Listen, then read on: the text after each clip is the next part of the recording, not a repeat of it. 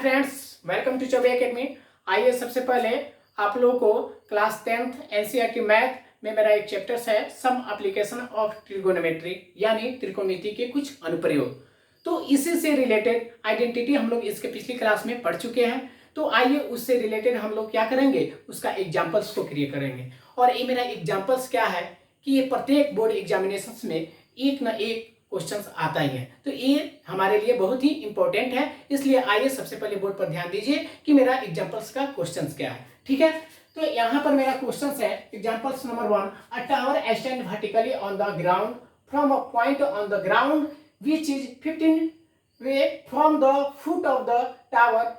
The angle of elevation of top of the tower is found to be 60 degree. Find the height of the tower. यानी धरती पर एक मीनार ऊर्ध्वाधर क्या है, खड़ा है। ये मान लीजिए ये धरती है, ठीक है ना। तो यहाँ पर एक ऊर्ध्वाधर क्या है, मीनार यानी टावर क्या है, खड़ा है, ठीक है ना। और उसके बाद कह रहा है धरती की एक बिंदु से, यहाँ धरती का एक क्या है, ये भी धरती है ना, ये सब धरती है। तो यहाँ एक बिंदु सी है, ठीक है ना। तो इस बिंदु से इस टावर का डिस्टेंस कितना है, तो 15 मीटर है, ठीक है ना। और उसके बाद इस टावर के शिखर द्वारा बनाया हुआ हमारा एंगल क्या है, जो एंगल ऑफ एलिवेशन बन रहा है, ठीक है ना। क्योंकि लाइन ऑफ साइट और ये क्या है, हॉरिजॉन्टल लाइन के बीच क्या बनता है, हमारा एंगल ऑफ एलिवेशन बनता है, ठीक है ना। हम लोग आइडेंटिटी से जानते हैं। तो यहाँ पे मेरा क्या हुआ, यहाँ पर 60 डिग्री का जो है एंगल बन रहा है। और ये भी हम लोग जानते हैं कि एंगल के ठीक सामने क्या होता है, एंगल के ठीक सामने जो है मेरा परपेंडिकुलर होता है, जिसको पी से डिनोटेट करते हैं, ठीक है ना। तो ये मेरा क्या है, परपेंडिकुलर है। और ये मेरा क्या है, बीसी जो है बेस है। तो इसमें जो है आपको जो है दे दिया हुआ है 15 मीटर, बेस क्या है 15 मीटर है। लेकिन यहाँ क्या है, यहाँ पे हाइट निकालना है, इस टावर की हाइट निकालना है। हाइट हमको मालूम नहीं है, ठीक है ना। तो आइए सबसे पहले इसका हाइट हम लोग निकालते हैं। तो चलिए सॉल्यूशन करते हैं। यहाँ पे सॉल्यूशन मेरा क्या है, let height of the tower equal to h metre. यानी इसकी हाइट मालूम नहीं है, तो सबसे पहले क्या करेंगे, इसको मानेंगे। तो h मीटर मेरा हाइट है, ठीक है ना। उसके बाद क्या होगा, AB बाई क्या है, BC है। चलिए आप लोग कहिएगा AB बाई BC आप क्यों लिखे। तो सबसे पहले जो चीज हमको मालूम होता है, ठीक है ना, और जो हमको मालूम नहीं होता है, सबसे पहले हम लोग क्या करते हैं, उसमें रिलेशन जोड़ते हैं, ठीक है ना। क्या करते हैं, रिलेशन जोड़ते हैं, ताकि हमारा वो निकल जाए जो मालूम नहीं है। तो चलिए AB बाई BC, AB हमको क्या है, मालूम नहीं है। BC क्या है, हमको मालूम है 15 मीटर है। तो चलिए क्या हो जाएगा, तो थीटा के ये जो है एंगल के ठीक सामने परपेंडिकुलर होता है। तो क्या लिखेंगे, AB मेरा क्या है, परपेंडिकुलर। और ये मेरा क्या है, बेस क्या है, ये मेरा बेस जिसको क्या करते हैं, बी से डिनोटेट करते हैं। तो यहाँ मेरा परपेंडिकुलर हो गया, ये मेरा बेस हो गया। तो ऑलरेडी मेरा ये क्या होगा, हाइपोटेनस H होगा, जिसको S से डिनोटेट करते हैं। तो ये क्या हो गया, P बाई B। चलिए आप लोग ट्रिगो के आइडेंटिटी में आप लोग जान चुके हैं कि यहाँ पर आप लोग को क्या बताए हुए थे, पंडित जी के मूल मंत्र से रिलेटेड एक मेरा फॉर्मूला था, PBPHHB। यानी इसका फुल फॉर्म क्या होता है, पंडित बद्रीनाथ प्रसाद हरे हरे बोल, ठीक है ना। तो ये क्या होता है मेरा साइन थीटा, ये मेरा कॉस थीटा, ये मेरा टेन थीटा, ये कॉट थीटा, सेक थीटा और कोसेक थीटा, ठीक है ना। तो साइन थीटा क्या होता है, P बाई H होता है, cos theta B by H, tan theta P by B, और कॉट थीटा मेरा क्या होता है, कॉट थीटा होता है ठीक इसके उल्टा यानी B बाई P, ठीक है ना। उसके बाद सेक थीटा क्या होता है, H by B, cosec theta H by P, ऐसे ऐसे होता रहता है। तो ये मेरा क्या है, P बाई B है, तो P बाई B। अब देखिए यहाँ पर P बाई B यहाँ है, तो ये मेरा क्या होता है टेन थीटा। तो क्या लिखेंगे, इक्वल टू टेन थीटा, ठीक है ना। चलिए आगे इसको सॉल्व करते हैं। क्या है मेरा, परपेंडिकुलर P है, B मेरा कितना है, बेस यहाँ 15 मीटर्स, क्या लिखेंगे 15 metres, equal to ten theta. अब ऑलरेडी हम लोग क्या जानते हैं, यहाँ पे एंगल ऑफ एलिवेशन कितना है मेरा 60 डिग्री है। यहाँ पे लिखेंगे थीटा इक्वल टू 60 डिग्री दिया हुआ है, ठीक है ना।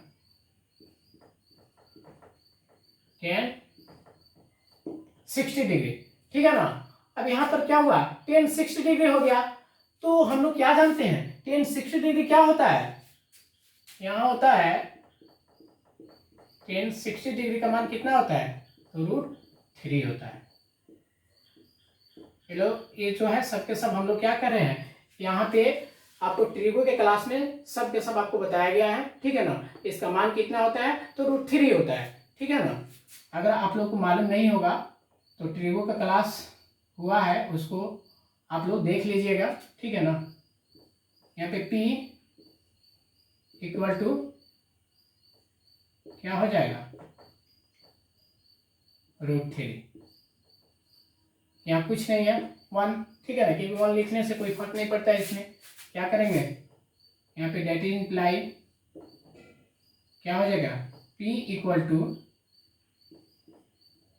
√3 इंटू 15 मीटर, यानी P इक्वल टू क्या हो जाएगा मेरा 15 √3 मीटर,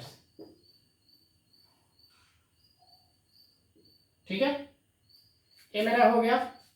तो यहाँ पर मेरा कितना आया, P इक्वल टू यानी परपेंडिकुलर कितना आया, यहाँ पे मेरा परपेंडिकुलर आया, टावर की हाइट क्या आया, यहाँ पे लिखेंगे P इक्वल टू 15 √3 मीटर, ठीक है ना। ये मेरा आ गया, ठीक है। तो इससे हम लोग क्या हुआ कि हम लोग परपेंडिकुलर निकाल लिए। चलिए इसको लिख देते हैं, यहाँ पे क्या लिखेंगे, height of the tower equal to कितना है 15 √3 मीटर। चलिए, तो ये मेरा क्या हुआ, एग्जाम्पल का क्वेश्चन क्लियर हो गया, ठीक है ना। चलिए इसके अगला जो है मेरा एग्जाम्पल्स का क्वेश्चन है, उसको क्लियर करते हैं। चलिए फ्रेंड्स, तो हमारा सेकंड नंबर एग्जाम्पल्स क्या है, तो आइए मेरा सेकंड नंबर क्वेश्चन जो है एग्जाम्पल्स का है।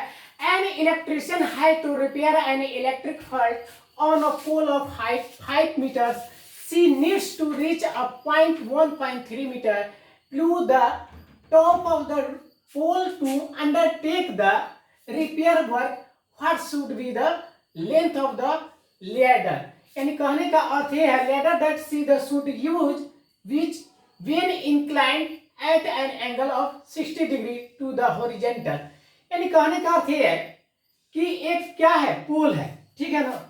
और ये पोल में यहाँ ये तार है, यानी बिजली का ये तार है, इसमें कुछ प्रॉब्लम आ गया है, ठीक है ना, कुछ प्रॉब्लम आ गया है। और ये पोल की कुल जो है हाइट कितनी है, तो 5 मीटर है। तो ये जब प्रॉब्लम आई है तो एक इलेक्ट्रीशियन क्या कर रहा है, इस पे जाने के लिए, इसको मरम्मत करने के लिए इस पर एक सीढ़ी लगा हुआ है जिस पर वो चढ़ रहा है, ठीक है ना। तो कहने का अर्थ ये है कि इसका शिखर जो है, इस पोल का शिखर है, उसके ठीक 1.3 मीटर नीचे, ठीक है, 1.3 मीटर नीचे ये जो है इलेक्ट्रिशियन पहुंचना चाहता है। तो उसके लिए वो क्या कर रहा है, एक सीढ़ी का सहारा ले रहा है, ठीक है ना।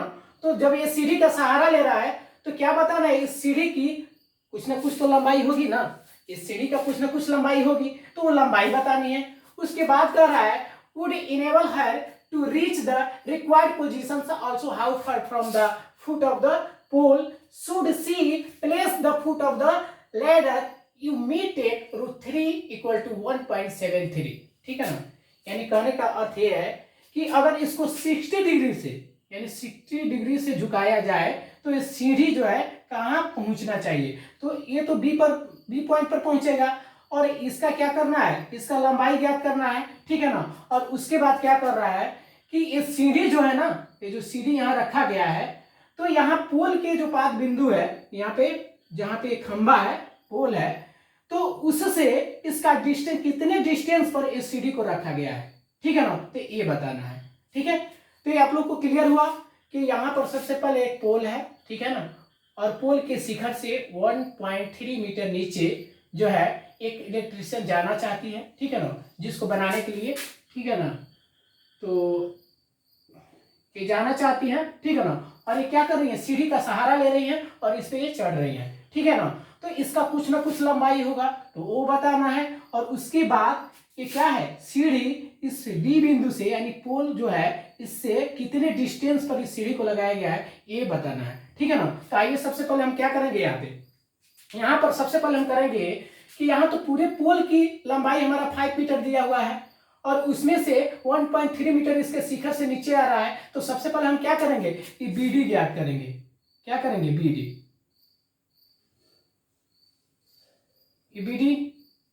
ज्ञात करेंगे। मेरा बीडी क्या है, ठीक है ना, क्योंकि ऑलरेडी मेरा एडी तो मालूम है ना, यहाँ पे एडी तो मेरा मालूम है 5 मीटर है, तो बीडी जो है हम निकालेंगे। तो क्या करेंगे, यहाँ एडी क्या लिखेंगे, चूंकि आइए सॉल्यूशन इसका करते हैं, बहुत ही ये अच्छा क्वेश्चन है, ठीक है ना, तो इसलिए ध्यान पूर्वक इसको देखिए। यहाँ पे क्या करेंगे, एडी इक्वल टू क्या हो जाएगा मेरा, यहाँ पे एडी ये पूरा ले लेंगे, ठीक है ना, और उसमें से क्या करेंगे, यहाँ पे एडी इक्वल टू क्या लिखेंगे, 1 सेकेंड, यहाँ पे बीडी लेंगे, बीडी, क्योंकि हमको बीडी निकालना है ना, बीडी निकालना है। तो क्या करेंगे, इस पोल की कुल लंबाई क्या है, तो 5 मीटर है, यानी कितना है, ये एडी है, तो क्या लिखेंगे, एडी माइनस क्या करेंगे, इस एबी को माइनस कर लेंगे, एबी को माइनस कर लेंगे। तो क्या हो जाएगा, यहाँ मेरा हो जाएगा यहाँ पे 5 मीटर माइनस कितना दिया हुआ है, 1.3 मीटर, लिखेंगे 1.3 मीटर। तो जब इसको माइनस हम करेंगे, ठीक है ना, तो मेरा क्या हो जाएगा 3.7 मीटर, ठीक है ना। तो ये क्या हुआ, मेरा बीडी जो है निकल गया 3.7 मीटर। क्या लिखेंगे यहाँ पर 3.7 मीटर। अब हमको क्या हुआ, बीडी तो मालूम हो गया ना, 3.7 मीटर हो गया, ठीक है ना। अब चलिए आगे क्या करते हैं, अब इन ट्राइंगल क्या लेंगे, बी सी डी, ठीक है ना।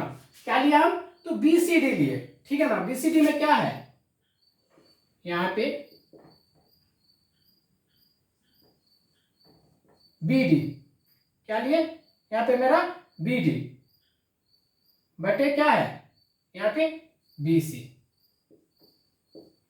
आपको इसके पहले वाले क्वेश्चन में बताए हुए थे, जो हमको मालूम होता है, ठीक है ना, और जो हमको निकालना होता है, क्या करेंगे, सबसे पहले उसमें रिलेशन जोड़ेंगे।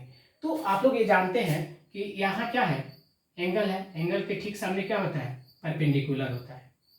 क्या होता है, परपेंडिकुलर होता है। तो ये परपेंडिकुलर हुआ, ये मेरा क्या है, ये मेरा बेस, जिसको बी से डिनोटेट करते हैं। ये मेरा जब परपेंडिकुलर हुआ और ये मेरा बेस हुआ, तो ये मेरा क्या हुआ, हाइपोटेनस, जिसको एस से डिनोटेट करते हैं, ठीक है ना। तो यहाँ पर B D by B C है, तो बी डी मेरा क्या है, परपेंडिकुलर पी, क्या लिखेंगे, पी बटे बी सी मेरा क्या है, बी सी क्या है, एच है, एच है। तो आप लोग को बताया गया ना, पी बाई एच यानी साइन थीटा इक्वल टू क्या होता है, पी बाई एच होता है, ठीक है ना। यहाँ क्या लेंगे, साइन थीटा। अब देखिए यहाँ लेंगे साइन थीटा, हमारा कितना दिया हुआ है, 60 डिग्री, क्या लिखेंगे 60 डिग्री। अब चलिए क्या होगा, यहाँ पे P by H equal to sine 60 degree हो गया, दैट इज इंप्लाई क्या करेंगे, यहाँ पे पी मेरा कितना है 3.7 बटे क्या है, बी सी है यानी एच, ठीक है, इक्वल टू, अब यहाँ पे 60 है ना, तो 60 क्या होता है, साइन 60 ऑलरेडी हम लोग जानते हैं, साइन 60 डिग्री उल्टी क्या होता है, √3/2 होता है, ठीक है। इसको पुट करेंगे यहाँ पे, √3/2 हो जाए। अब चलिए यहाँ क्या करेंगे, that implies H equal to क्या हो जाएगा मेरा, यहाँ पे ये क्या है, यहाँ पे ये जो है आपको डिवाइड में है, इधर आके क्या हो जाएगा मल्टीप्लाई में, तो एच इक्वल टू यहाँ लिख सकते हैं, ठीक है ना, 3.7 × 2 बटे √3। अब चलिए इतना तो हो गया, और यहाँ मेरा कंडीशन क्या दिया हुआ है, मे टेक √3 इक्वल टू 1.73 लेकर के बनाना है, ठीक है ना। तो चलिए इसको लेकर के बनाते हैं। h इक्वल टू 3.7 इंटू 2 बटे 1. कितना है 73, 1.73। जब इसको हम लोग कट करेंगे तो क्या होगा, यहाँ पे कट करने पर मेरा आएगा 4.28, जो क्या है मीटर में है एप्रॉक्स, ठीक है ना, लगभग में आएगा मेरा। ये मेरा क्या है h है यानी हाइपोटेनस। ये मेरा सीढ़ी की लंबाई क्या हो गई 4.28 मीटर, लगभग इतना है 4.28 मीटर जो है इस सीढ़ी की लंबाई है। अब चलिए इस सीढ़ी की लंबाई तो हम लोग जान गए, ठीक है ना। अब हम क्या करेंगे, यहाँ पर ये बेस मेरा कितना है, यानी इस पोल से इस सीढ़ी जो रखा गया है इसके बीच का डिस्टेंस क्या है ये मालूम करना है।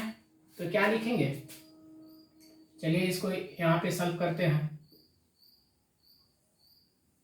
ठीक है। चलिए इसको यहाँ पे सॉल्व करते हैं। क्या लिखेंगे यहाँ पे अगेन, फिर से। अब देखिए ये क्या मालूम हमको नहीं है, यहाँ पे DC, तो क्या लिखेंगे DC बटे क्या होगा मेरा यहाँ पे BD, क्या होगा तो BD।